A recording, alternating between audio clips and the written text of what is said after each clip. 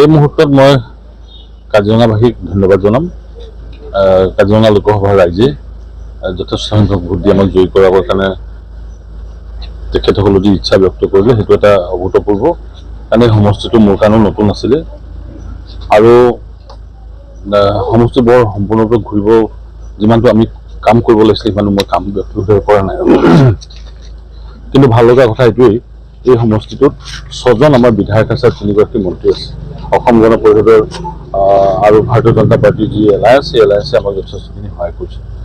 ৰাইজে সকলো কথা বাদ দি প্ৰধানমন্ত্ৰী নৰেন্দ্ৰ মোদী ডাঙৰীয়াক তৃতীয়বাৰৰ কাৰণে প্ৰধানমন্ত্ৰী বনোৱাৰ যিটো আমি ইচ্ছা ব্যক্ত কৰিছোঁ তাক সন্মতি দিছে, আৰু মুখ্যমন্ত্ৰী হিমন্ত বিশ্ব শৰ্মা ডাঙৰীয়াৰ যি উন্নয়নমূলক কাম আছে তাৰ প্ৰতিও তেখেতসকলে সন্মতি দিছে বুলি মই ভাবিছোঁ। লগতে আমাৰ বিধায়কসকল আৰু মন্ত্ৰী আজি 9গৰাকী বিধায়কে যিখিনি নিৰৱচ্ছিন্নভাৱে কাম কৰিছে তাৰ স্বীকৃতি বুলি মই ভাবিছোঁ। এতিয়া ৰবীন্দ্ৰনাথ তিৰ্কী সমষ্টি হৈ থকা নাই, এতিয়া বিশ্বজিৎ সমষ্টি ডাঙৰীয়াৰ বিশ্বজিৎ ফুকন ডাঙৰীয়াই এই সমষ্টিত যথেষ্টখিনি কাম কৰিছে। আপোনালোকে দেখিছে এটা বিধ্বস্ত সমষ্টি আছিল, এই বিধ্বস্ত সমষ্টিটো এটা নতুন দিবৰ কাৰণে সক্ষম হৈছে, আৰু তাৰে স্বীকৃতিৰূপে জনসাধাৰণে যথেষ্টখিনি হিয়া উজাৰি ভোট দিছে। মই তেখেতসকলক ধন্যবাদ জনাইছোঁ। আৰু বিৰোধী প্ৰাৰ্থী কোন আছে সেই কথা পাহৰি যায়, বিৰোধী কোন আছে সেইটো লৈ আমি ব্যস্ত হৈ থকা নাই। আমি আমাৰ নিজৰ কথাখিনি ক'বৰ কাৰণে চেষ্টা কৰিছোঁ, আৰু এইখিনি ৰাইজে সন্মতি দিছে, কথা প্ৰমাণ হৈছে। সাংসদ বুলি ক'লে আমি কৈছোঁ, আমাৰ কৰ্মীসকলক ইতিমধ্যে কৈছোঁ, সাংসদ বুলি ক'লে এজন ব্যক্তি নুবুজায়। নিজৰ বিধায়কসকল, নিজৰ দলীয় কাৰ্যকৰ্তাসকল যিসকলে বিভিন্ন পদত আছে, কাম কৰি আছে, আৰু লগতে জনসাধাৰণে তেওঁলোকৰ ইচ্ছাতে আচলতে কাম হয়। এইটো এটা ব্যক্তিগত বিষয় নহয়।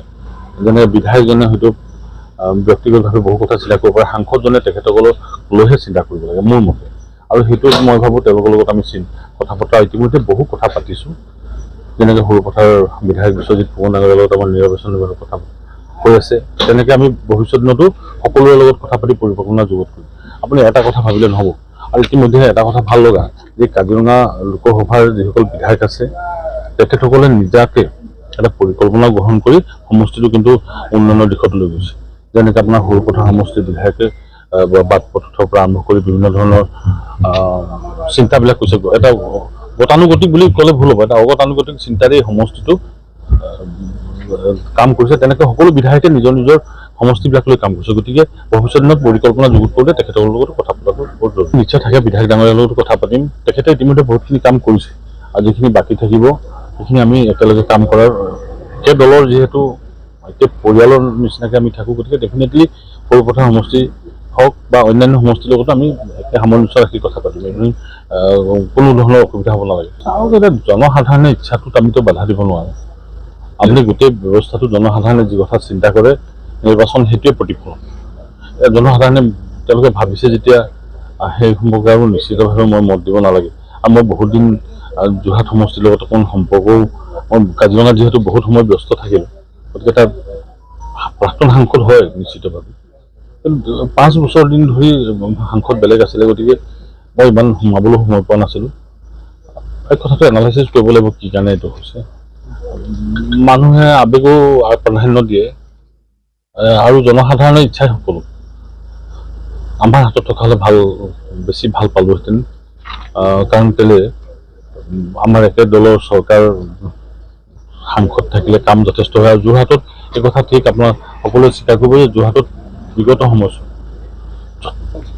যথেষ্ট কাম হৈছে।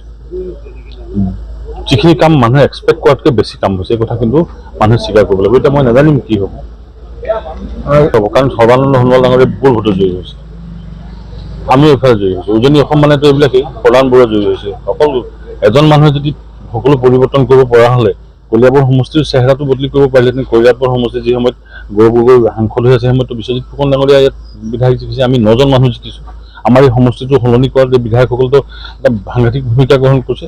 গতিকে মই কোনো নহয়, এজন ব্যক্তি মানুহে ভাবিব পাৰে এইটো আৱেগিক কথা, পিছত দেখা যাব। ইমান সহজ কথা হ'লেতো কংগ্ৰেছৰ ভেটি শক্তিশালী হ'বৰ কাৰণে তেওঁলোকে যিখিনি কথা ক'ব, আমিতো আৰু নিশ্চিতভাৱে বহি নাথাকিম।